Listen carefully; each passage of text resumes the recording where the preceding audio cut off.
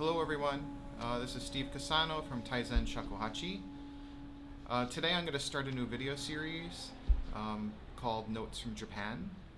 And basically what I did is when I was studying with Ishikawa sensei during my time in Japan, after each lesson I would take notes, and I kind of came across these while cleaning up the house over the holiday. And what I'll do is I'll share some of this information with you.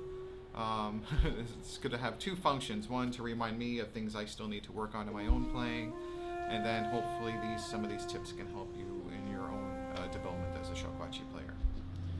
Alright, so here is lesson number 1. This was in October of 1999, soon after I arrived in Japan, and these lessons occurred in Osaka with Ishikawa Toshimitsu sensei.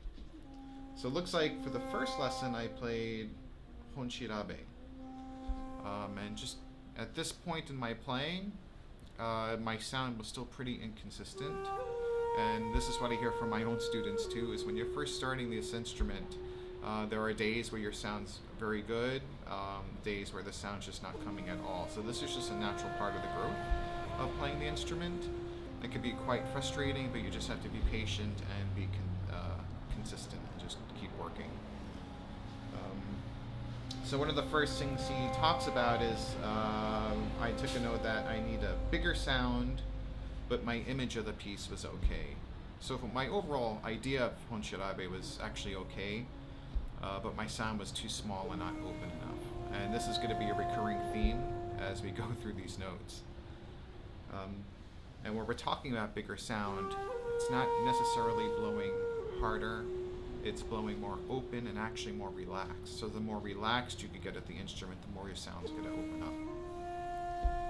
The other thing he discussed in the first lesson is the movement of my fingers was too large. So I was just lifting too high with the holes.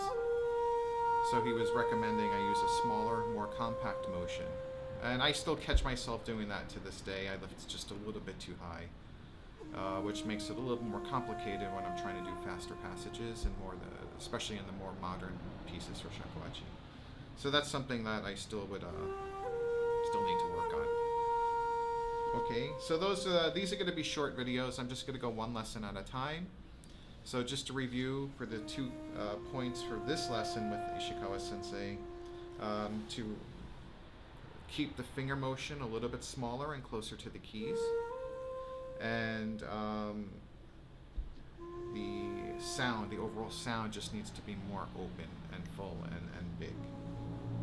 Okay. Alright, well, I'll see you for our next video where I discuss what happened in lesson 2.